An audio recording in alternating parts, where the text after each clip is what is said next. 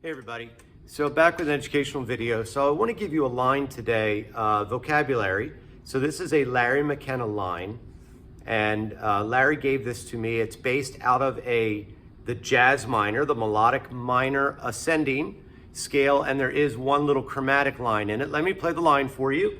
Here it is behind me. I'm actually going to play it in the key that it appears on the board. So here's the line.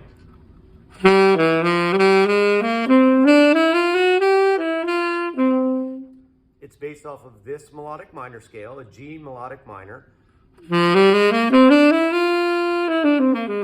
Now, normally a melodic minor changes on the way down. This one stays raised 6th and 7th. So here's the line again.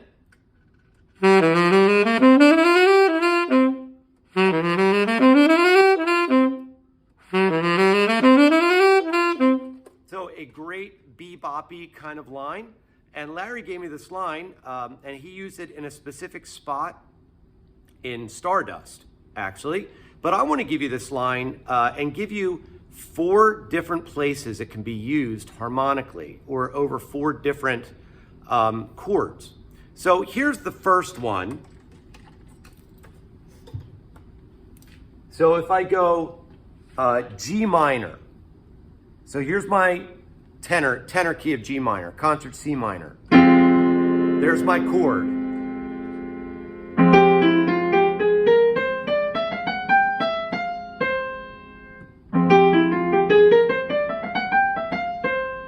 That's a great sound.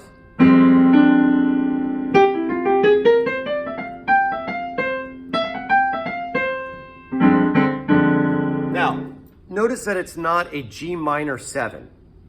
I mean, it could work over that, but I'm talking specifically G minor. So when the chord is minor, it would be like a minor 6/9, minor major 7th. So either this sound or this sound, but not this sound with the flat 7. Like I said, it could work, but this specifically, this melodic minor sound will work over this G minor. Okay, here's the next harmonic context. C13.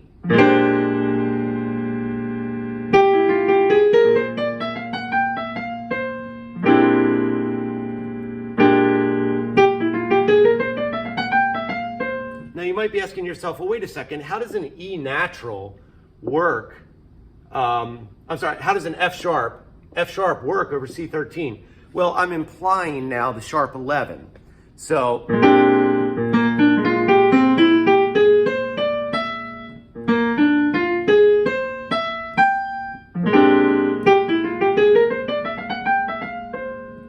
and that's the second rule of the jazz minors that I've talked to you before. So we've got root motion.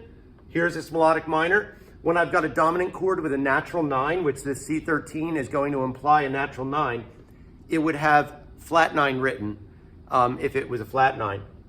With a natural 9, I go up to the 5th. Well, what's 5 of C? G. Here's my G melodic minor. That works in this. Here's my minor 7 flat 5. What do I do here? Well, I use the same line and I go up to the minor 3rd, or I go to the 3rd. What's a 3rd of E? G. So, so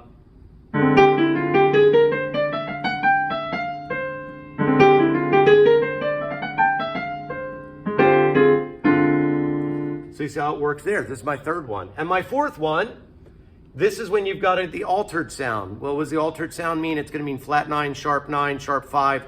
So we've got alterations going. So that sound.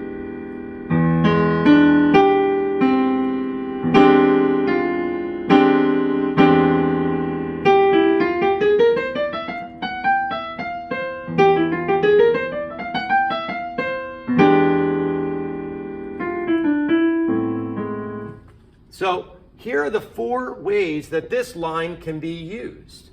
So the 4 different harmonic contexts. Now, I am not a tech savvy person, as you can tell by these videos. I mean, I'm very non-tech savvy.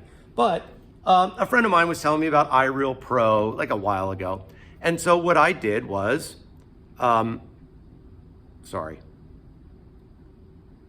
let me get this started here.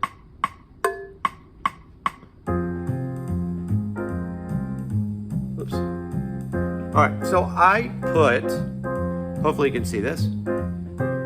I put the chords into like a 32 bar form. And I did this for practice purposes, and this is something that you could do. So it starts with just the G minor. Then it goes to a C13. There's 9 actually. Now it goes to this. Now it goes back here.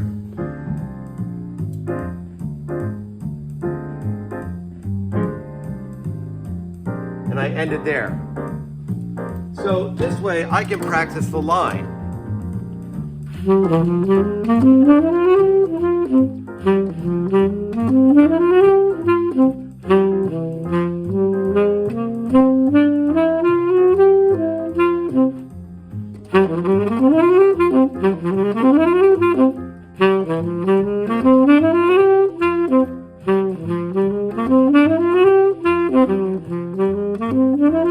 Changes.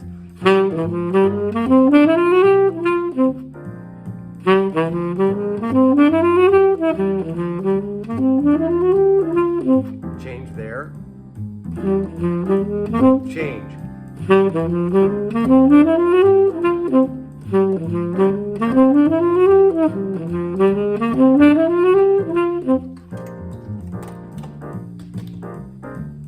So the idea is, this technology is, first off, it's amazing, but it allows you now to loop things and have instant accompaniment.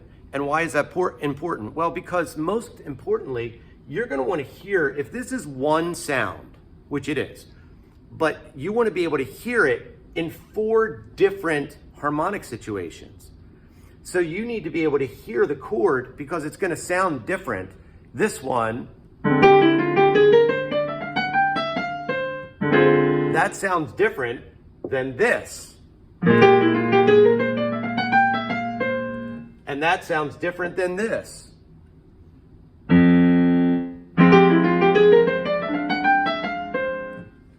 And then of course, it definitely sounds different than this.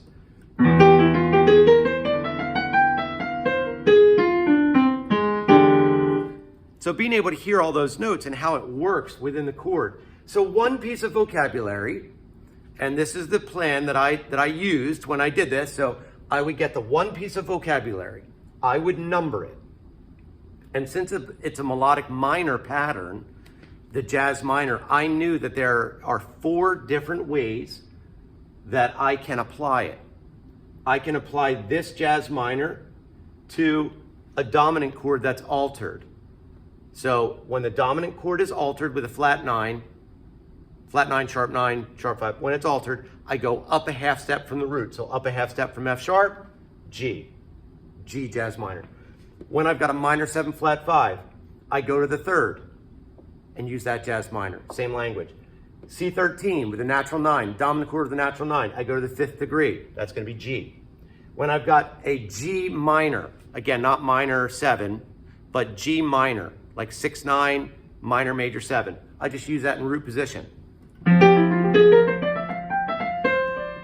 So hopefully this helps. It's a great Larry McKenna line, but the larger idea is any vocabulary that you use based out of the melodic minor is applicable in multiple harmonic situations. So you're using you should learn vocabulary, but then realize like you now have just multiplied it by 4 in the amount of places you can use it. It's not just a melodic minor pattern. It's now a melodic minor pattern that's used in all of these different, or could be used in all those different harmonic situations. Okay, hope this helps.